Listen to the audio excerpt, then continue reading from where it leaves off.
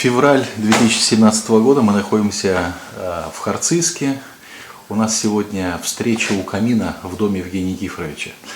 Евгений Никифорович, продолжая нашу беседу, хотел бы вам задать вопрос о поэтическом наследии Николая Петровича Храпова.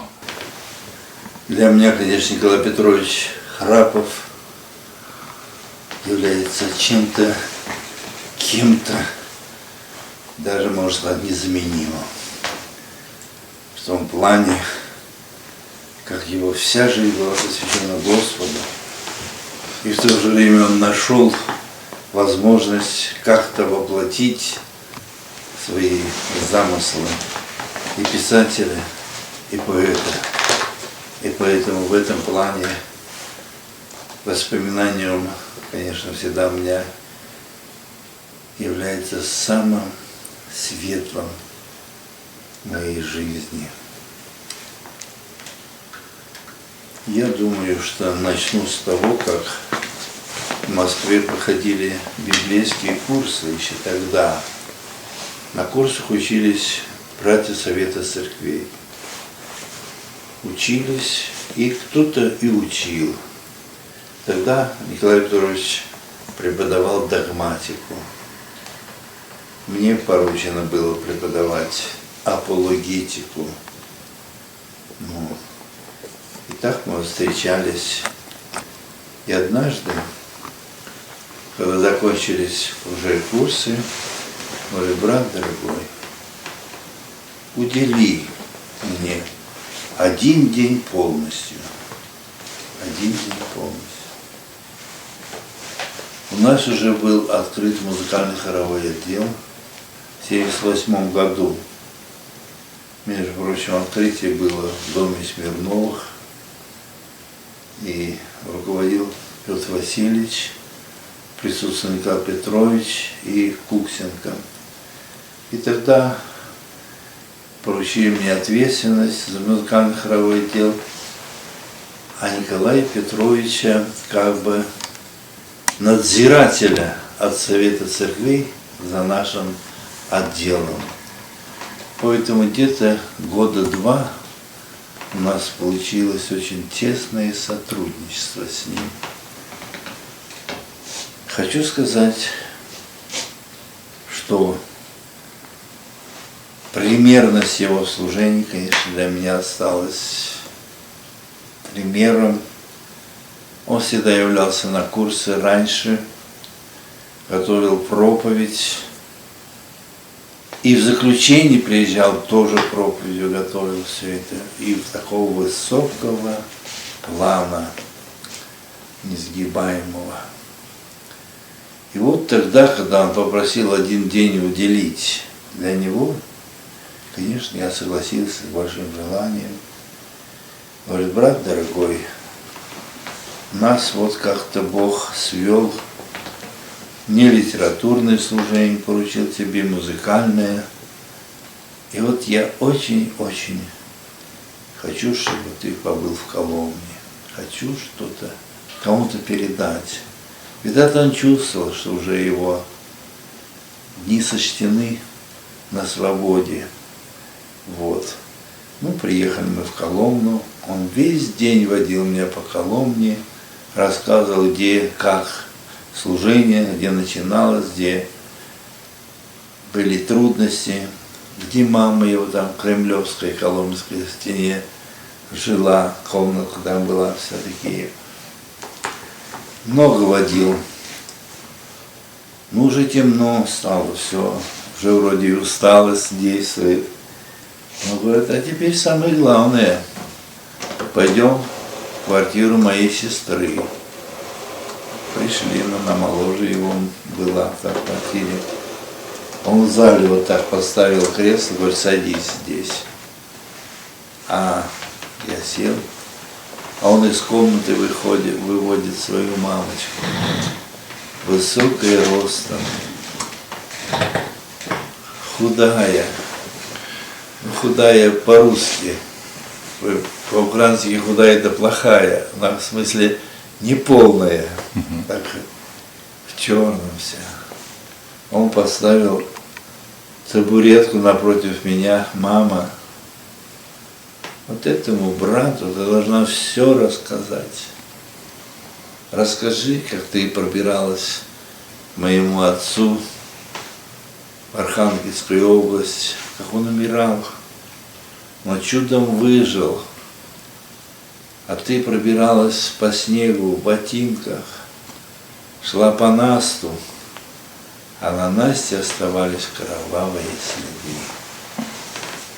Она вот так с меня смотрела, потом, ох, закрыла глаза, и слезы потекли. И, по сути дела, она все сказала и ничего не сказала. Вот так. Его где-то через полгода арестовали, через месяц меня арестовали. Уже больше с ним не встретились. Его Надя, дочка, писала мне письма в зону. Евгений Никифорович, мы осиротели. Мамочка не выдержала последнего ареста и ушла в вечность. А потом,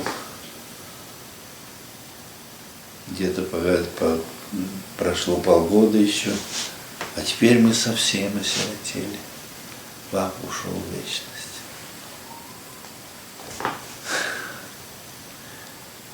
Моя спутница как-то подъезжала ко мне на свидание, и вот удивительное интервью «Голос Америки» было. Вчера в вечность в СССР ушли двое. Генеральный секретарь КПСС, богач в Кремле, и Лазарь в тюрьме. Да, вот это. Расскажут, что дети приехали на свидание, туда очень далеко, последняя зона была на Мангышлаке в Казахстане. И не дали свидания.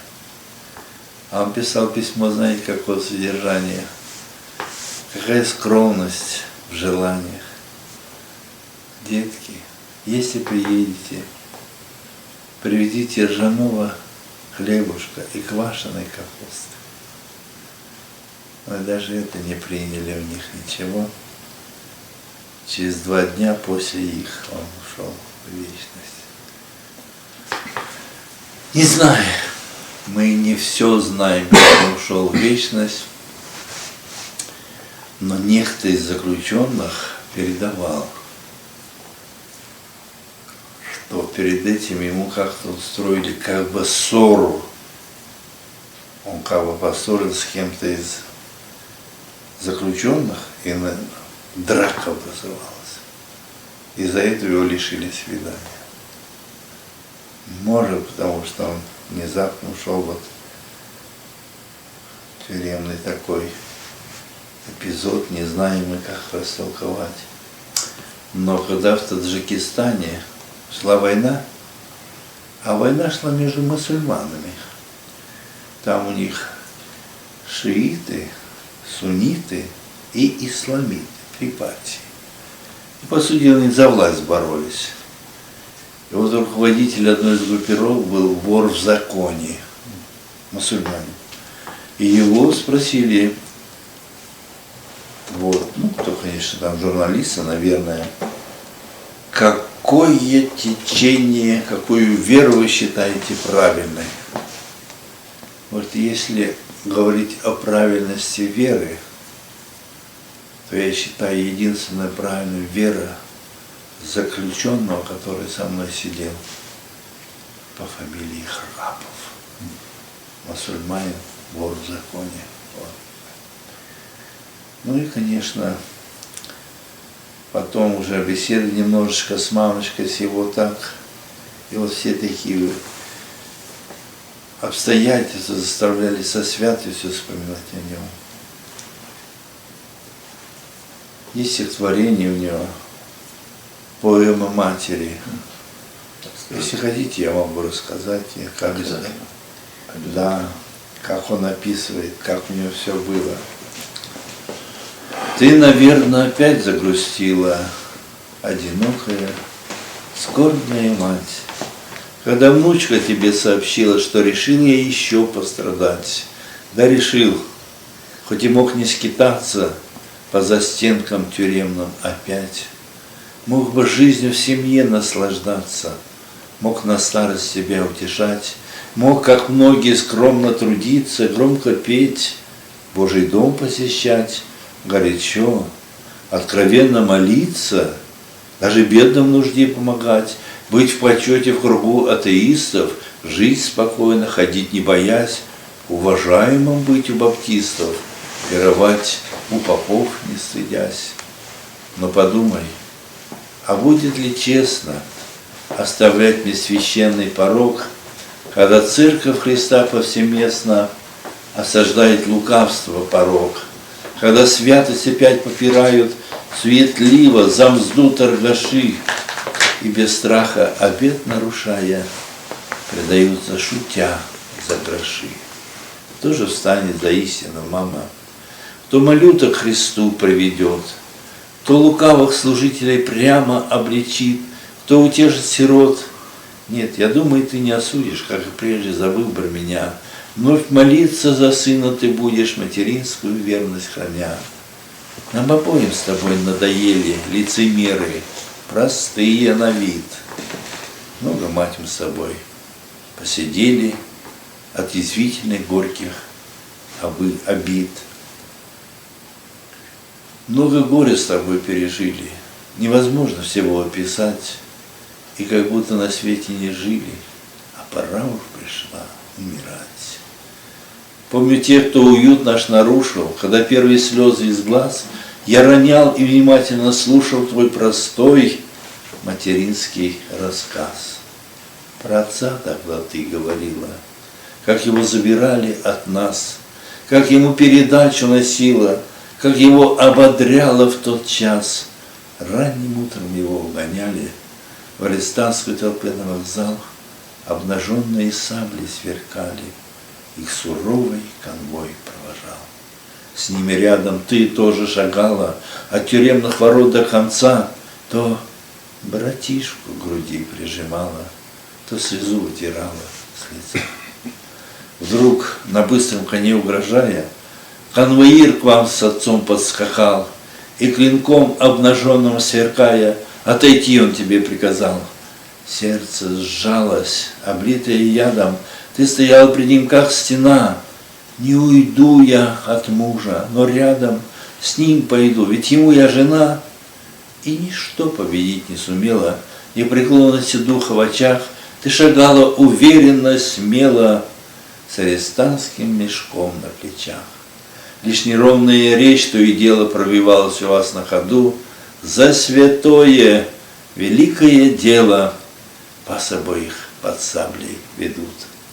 На вокзале с отцом распрощалась, поздно, помню, домой ты пришла, тяжело на постели опустилась, и со вздохом ты нас обняла.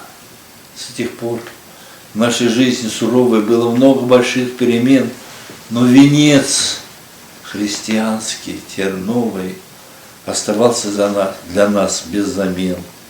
За отцом по дороге тернистой вскоре сын твой пошел, и опять довелось тебе снова томиться, у ворот с передачей стоять. Хоть тебя мне потом заменила дорогая подруга, жена, но, как видно, до самой могилы ты, как мать христианка нужна. И теперь, как с отцом по дороге, рядом, бодро, спокойно ты шла, будь со мной, хоть и быстрые ноги, беспощадная старость свела.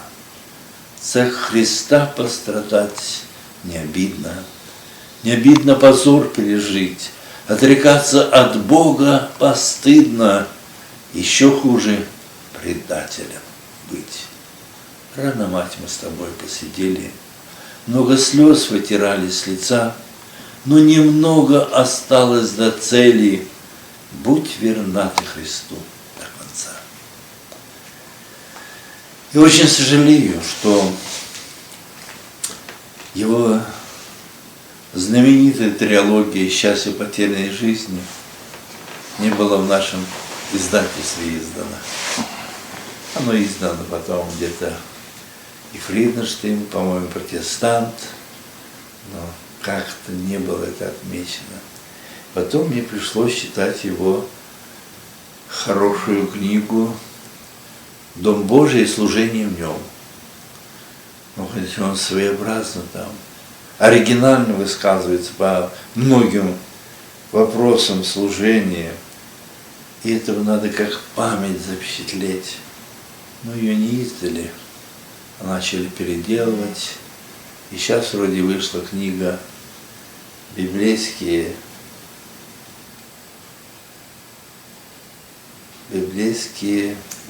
принципы служения», что-то такое. Библейское учение о церкви. Как? Библейское учение о церкви. Библейское учение о церкви, да. Ну, конечно, там что-то переделалось, все, но мне это скорбно было воспринимать. Вот такого плана, потому что он для меня как пример преданности. И если даже где-то догматически может, то как оригинал, как светлую память нужно было сохранить. Ну, так его еще сборник стихов небольшой избран, «Голос правды», а так вот все. Ну, и когда он умер, то интересно, что вот старая старица, мать, еще сумела на его похоронах быть, а вот он ушел в вечность. В 68 году жизни. Так подсчитывают, что где-то около 30 лет он провел в местах лишения свободы за имя Господа. Поэтому для меня он очень яркий пример. Поминайте наставников ваших, которые проповедуют вам Слово Божие, и взирая на кончину их жизни, подражайте вере их. Может, моя копия слабая, подражание, но я хотел бы, конечно, верность такую бесподобную испытать. Ну, в поэтическом плане. И вот когда мы там встречались, у меня еще просьба, брат, есть. Ты музыкально-хоровой возглавляешь отдел, я поэтический. Вот напиши музыку на память.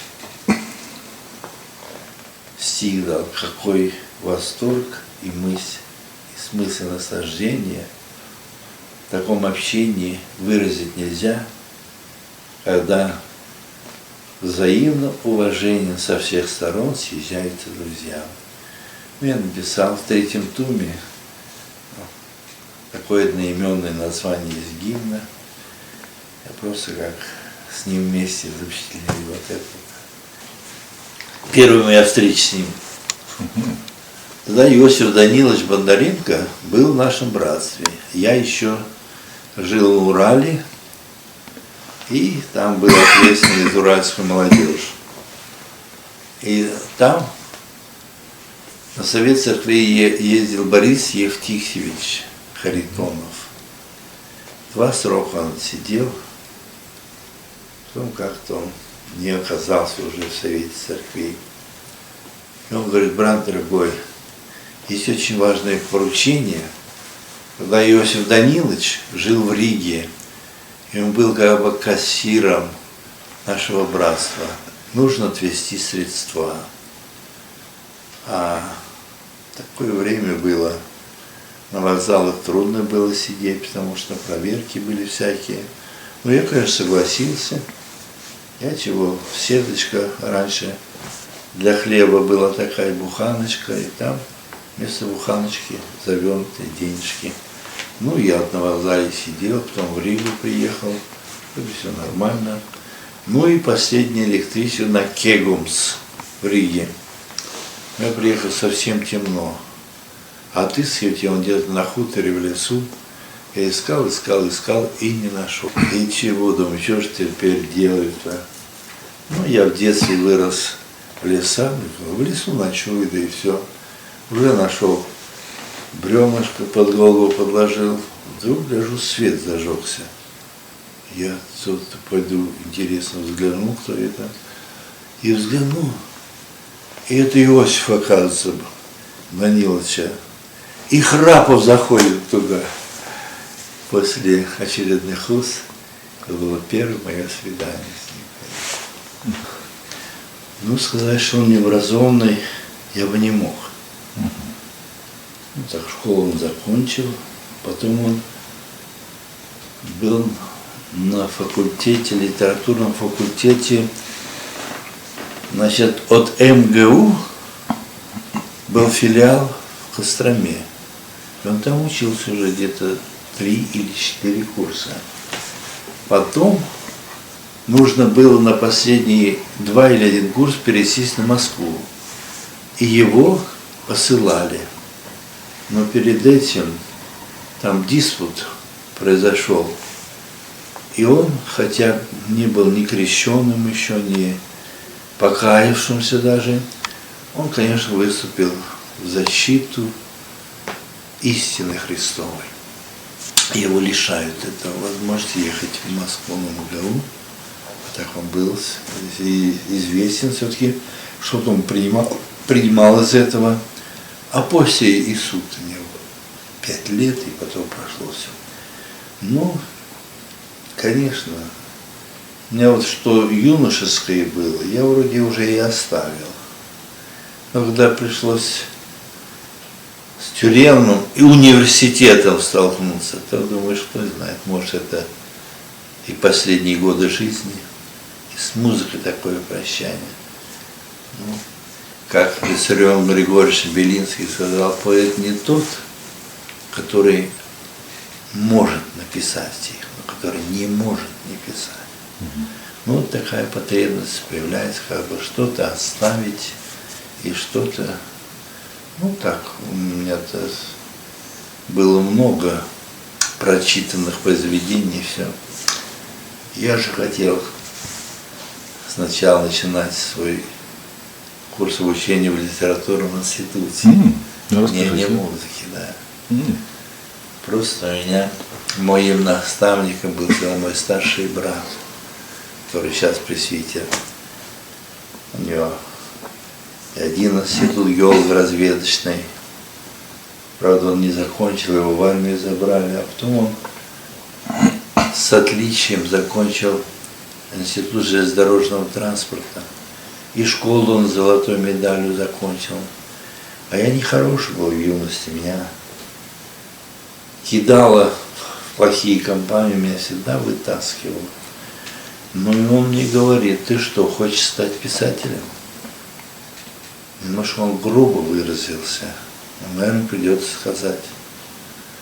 В наше время писатель – это проститутка, которая предается тому, кто больше платит. Ты никогда не будешь. Ты ж и комсомолец, и партийный никогда ты не будешь. Ну вот я как-то послушался, пошел по музыке. А это, видно, так все-таки большой интерес к поэзии всегда осталось таким планом. Ну так что. А так сейчас у нас многие пишут, но проходит не так много уже стихотворений. Иногда присылают целую пачку. Я уже сейчас не занимаюсь этой редакцией, все. Ссылаюсь на Ивана Петровича Плета, он ему ответственный, все. А так оригинал всегда виден, что-то. Изюминка, как мы выражаемся. Как меня вот доченька моя, в ссылке у меня была Оля, дочка, ты, наверное, знаешь, да, осталась. А маленькая она была, беленькая такая. Я ей посвятил одно стихотворение.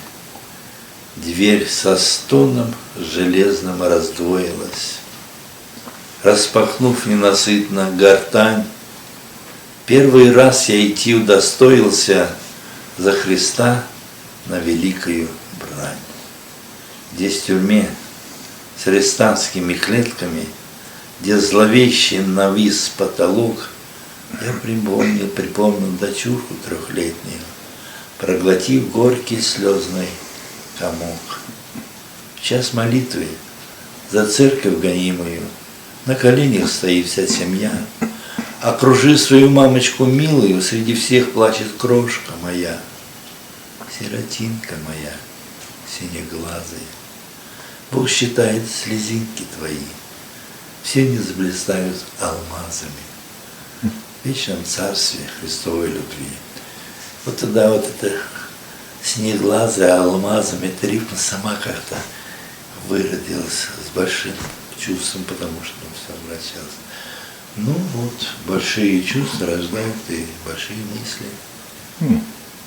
Одна поэтесса, ну она мирская поэтесса, но все интересно. У меня, говорит, нехорошее сердце, все ему надо, ко всему дело, болит, лезет везде. Я говорю, перестань, уймись, ну ты надоела мне, ну дай пожить немножко. А заканчивает, а в общем боли. До последнего вздоха, изнывает любой чепухи, потому что когда нам как следует плохо, мы хорошие пишем стихи. Вот очевидно это тоже. Поэтому Николай Петрович это заставило и выкристаллизовалось вот и поэзию и прозу, конечно, в таком плане. Прекрасно. Это, конечно, я как на память молодым поэтам. А вирши Есенин пишет как? Стишком блеснуть ведь всякий может. О девушках, о звездах, о луне. Но мне другое чувство душу гложет. Другие мысли давят череп мне. Действительно, как вот это. Ну и потом это все-таки все равно удел юности больше.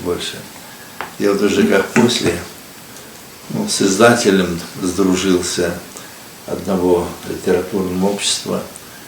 Он как бы, снисходя ко мне, издал стихи. А в общем, говорит, мы не очень их уважаем, стихи. Напишите хоть одну прозаическую книгу. Вот так вот. Как вот Савченко, поэт, наш земляк мариупольский. Я, конечно, не прочитаю весь, но 2 куплета я прочитаю. Это бесподобный юмор в защиту истины. Там диспут устроили во время, когда я в тюрьме был. В Запорожье, поэтому, да. И 2 дня ничего не могли сделать, потому что он так владел и словом, и стихом, и научные у него данные хорошие, и горячая вера в Господа. На 3-й день решили вызвать из Ленинграда философа. Да. И там интересно так было. Этот философ был очень тучный. Он зашел на сцену, 3-й, так, ну где тут этот врач Савченко? Я его сейчас одним махом на лопатки положу. Я ж на этом деле ни одну собаку съел. Ходит Савченко, с виду скромненький такой, все. Я врач Савченко. Ну, сначала я хотел бы соболезнование выразить. Какое? Ну, что вам в защиту атеизма приходится быть на какой-то отвратительной диете. Собак есть. Вы, наверное, исполнили поэтому. Ну, зал засмеялся. Это же было полупоражение. Тот пришел в ревность, а что-то в науке стал доказывать все прочее. А он научно очень подкован. И говорит врач Савченко: профессор, философ, я думаю, действительно вы что-то новое внесете. А вы, гляжу, полонеза от майонеза отличить не можете. Ну и после этого у него и обыск сделали, но ввиду того, что он находился в регистрированном церкви, только поэта не посадили, наверное. Ну и вот он пишет: от политики страшно устали мы, опротивили нам болтуны. Надоели и Маркса, и Сталины, и другие жрецы сатаны. Отшагали мы маршами левыми, окосели от всей левизны.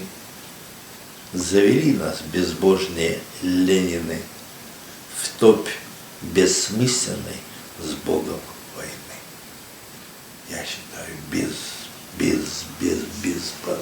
безусловно, самый шедевр. Даже светские поэты, вряд ли кто бы мог так соперничать с ним.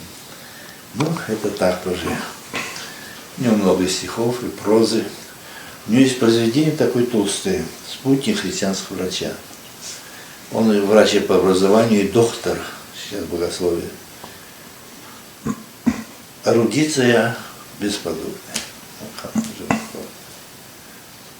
Ну, это как на вопрос отвечая, кого из современных я бы так хотел поощрить, и кто мне нравится. Конечно, я считаю. И потом он очень все считает, что нужно защищать наше братство. На стройке от него один раз шлакоблок упал на голову, он думал, что его конец.